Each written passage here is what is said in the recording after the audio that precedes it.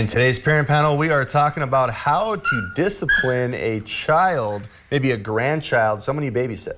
Here is the viewer submitted question. So how do you discipline a child you babysit when the behavior is tolerated at home? He's 4 years old and I potty trained him. Now he's having an issue with having accidents daily. I ask him numerous times if he needs to go down or if he needs to go, and he goes into the bathroom, doesn't pull his pants down. I need appropriate discipline.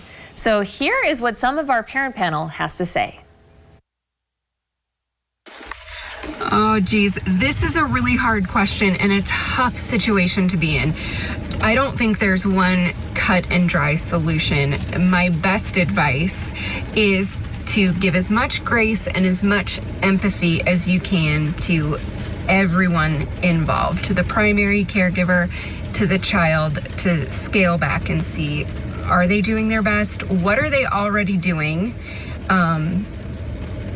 To address the issue that's giving you problems when the child is with you on your watch. And then the next thing, I think honest communication and even a hard conversation can go a long way, especially when it comes from a heart posture of love and really wanting what is best for the child and enabling you to give the best care to that child when they are with you on your watch. So maybe having that tough conversation, explaining where you're coming from, what is the issue that you're consistently seeing day after day while the child is in your care, how is it affecting you, how is it affecting your ability to offer the best care you can for that child, and ultimately deciding what is your boundary, what is your best case scenario, and then working with the primary caregiver to find a win-win, something that's going to be doable for them at home, doable while the child is in your care, and ultimately a win for the child as well. Oofta. Potty training. Not for the faint of heart. I mean, parenting is not for the faint of heart. But I remember with Archer feeling super overwhelmed by everything that I saw out there. And then all of this like pressure of like, you have to do this and you have to do that. And if you don't do this, well, then you're totally going to screw them up for the rest of your life. And it's like, oh, okay, fine. Great. But what I learned from Archer and our experience with him was leaning into friends that had similar parenting styles, and I just gleaned wisdom from them instead of trying to sift through everything on the internet. Now, with Axel, I feel like we've, might have to shift gears a little bit with him since his personality is incredibly different than Archer. And so very soon we will start going down this road, and it's just interesting to see how many things have shifted and changed just in, I guess, potty training perspectives in the last, 7 to 8 years. It's wild.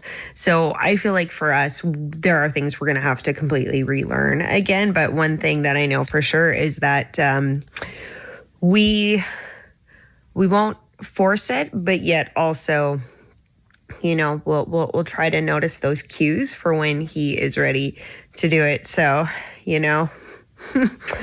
the odds be ever in our favor.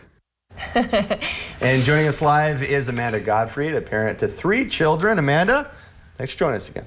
Well, thanks for having me. Man, this is a tough question from a viewer. And, we're talking about potty training for kids, for dogs. We're just talking about all of it. Like, how do you discipline a puppy is my question. Maybe not the same way you do a child. I don't know. Right. Well, I think it is an interesting question because whether your child goes to an in-home daycare with a family member or someone else, or they go to school, you're going to have different rules in those environments than you are going to be in your own home.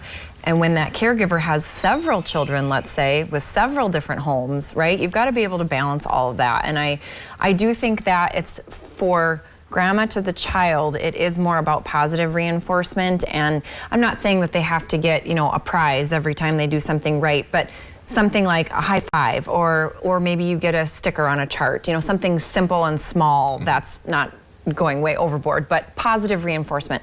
But then it really is about having those more challenging conversations between the parent and the provider to say, okay, this is what's happening. How can we both get on the same page? Because it may not be identical at home as it is here, at the care place, but there have to be some consistencies.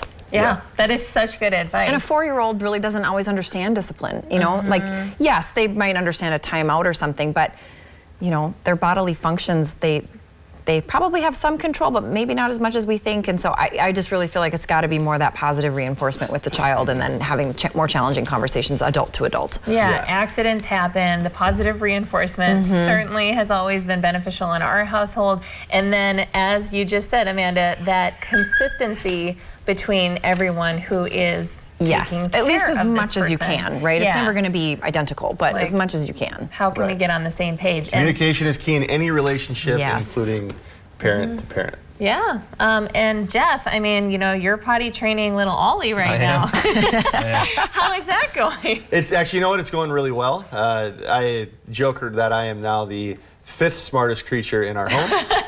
So yeah, luckily I've got a very intelligent pup, and he's taking to it just like he should. Doesn't mean we don't have an accident, but every now and again, but he's taking to it like he should.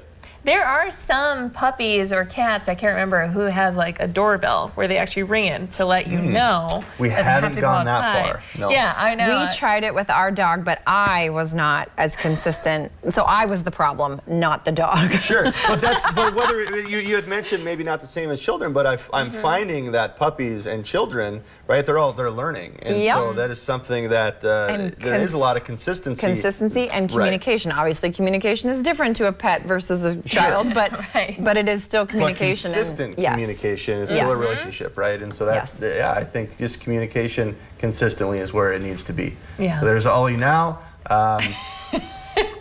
He's got a lot to check out. He wanted in to here. explore a little bit. He did have to explore. But Amanda, hey, we appreciate your words Yes, of thanks, wisdom Amanda. for you, Amy, Happy to be April. here. Yeah. Very, very good advice, I'd say, all around. So thank you so much. Thanks, Amanda.